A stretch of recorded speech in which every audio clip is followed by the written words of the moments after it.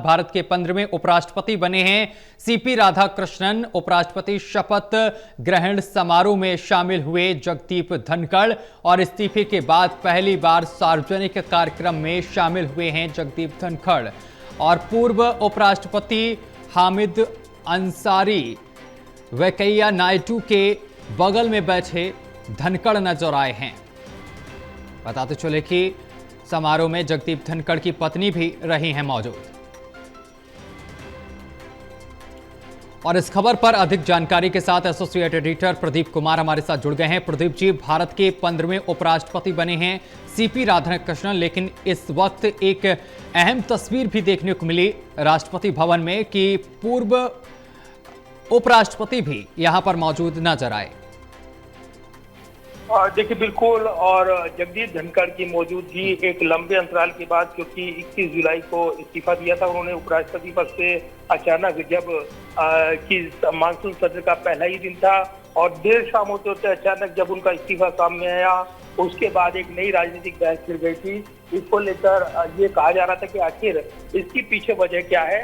Justice Verma के खिलाफ महाभियोग को लेकर जो नोटिस दिया गया था विपक्ष की ओर से, उसको उन्होंने वहां पर पढ़ा था। उसके बाद ये माना गया कि सरकार के साथ संबंध तल्ख हुए हैं और उसके बाद इस्तीफे की जानकारी सामने आई।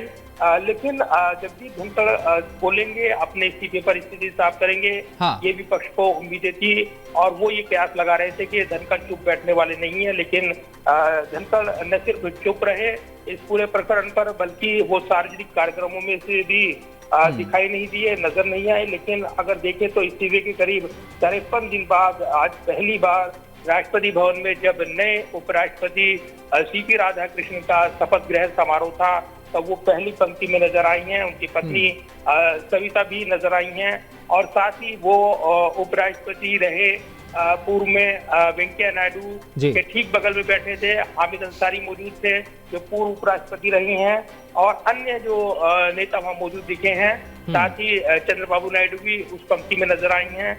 पीछे की पंक्ति में अन्य जो एनडीए शासित राज्यों के मुख्यमंत्री वो नजर आई हैं, जिसमें नायब सैनी हरियाणा के मुख्यमंत्री, विष्णुदेव साय छत्तीसगढ़ के मुख्यमंत्री नजर आई हैं। इसके अलावा राज्यपाल कई राज्यों के वो नजर आई हैं। तो जो ये एक लंबे अंतराल के बाद सार्वजनिक कार्यक्रम में शिरकत करते हुए जगदीप धनखड़ दिखे हैं, उनकी ये तस्वीर सामने आई है।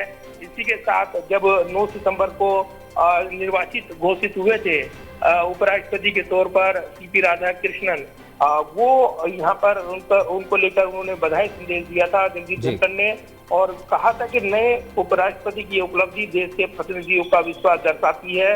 ये संक्षिप्त मैसेज उन्होंने दिया था। तो एक लंबे अंतराल के बाद जगदीप धनखड़ सार्वजनिक समारोह में नजर आई हैं और कहीं ना कहीं ये तस्वीर काफी चर्चित तस्वीर देखने को मिल रही है। प्रदीप जी, जगदीप धनखड़ ने इस्तीफा दिया तो उसके बाद ये सामने निकल कर आया कि उनका स्वास्थ्य ठीक नहीं है, लेकिन अब जिस तरीके से आज 15वें उपराष्ट्रपति पद की शपथ सीपी राधाकृष्णन ने ली है, तो ऐसे में उनके सामने कौन कौन सी चुनौतियां हैं? देखिए, सीपी राधाकृष्णन जब यहाँ पर बने हैं और जो जगदीप धनखड़ का बाकी कार्यकाल था करीब 2 साल का, उसको वो पूरा करेंगे तो मध्यावधि चुनाव की जरूरत पड़ी है उपराष्ट्रपति पद पर। इसीलिए क्योंकि जगदीप धनखड़ ने अचानक इस्तीफा दिया और सीपी राधाकृष्णन जो तमिलनाडु से आते हैं उनको उम्मीदवार बनाया एनडीए ने और एक भारी बहुमत के साथ उन्होंने उपराष्ट्रपति का चुनाव जीता है। लिहाजा उपराष्ट्रपति निर्वाचित होने के बाद आज जब शपथ ग्रहण समारोह हुआ है, अब जो कि उपराष्ट्रपति होते हैं वो राज्यसभा में सभापति भी होते हैं। ऐसे में सदन के संचालन को वो करते नजर आएंगे। शीतकालीन सत्र के दौरान सदन का संचालन करने का अवसर जब मिलेगा नए उपराष्ट्रपति को, 15वें उपराष्ट्रपति सीपी राधाकृष्णन को, तब उनके राजनीतिक कौशल की असली परीक्षा सदन के अंदर होगी। निश्चित तौर पर वो काफी मजे हुए राजनीतिज्ञ हैं और कई महत्वपूर्ण पदों पर रही हैं।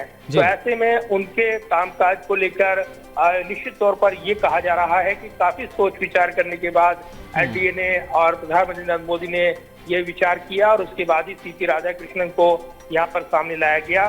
तो सीपी राधाकृष्णन काफी महत्वपूर्ण राजनीतिक शख्सियत और अब वो उपराष्ट्रपति का पद ग्रहण उन्होंने कर लिया है और इसी के साथ उनके कामकाज की शुरुआत भी होगी। और जब सभापति के तौर पर वो राज्यसभा में नजर आएंगे तो निश्चित तौर पर वो भी काफी महत्वपूर्ण रहेगा देखना। उनके कामकाज को लेकर तमाम नजरें रहने वाली हैं। प्रदीप जी, तमिलनाडु से जिस तरीके से सीपी राधाकृष्णन आते हैं, ऐसे में एक समाज को लेकर उनकी काफ़ी वहाँ पर दबदबा भी देखने को मिलता है और इसके साथ ही वो संघ में भी रहे हैं। तो ऐसे में ये बीजेपी के लिए या फिर एनडीए के लिए कितना फायदेमंद साबित होगा आगामी दिनों में?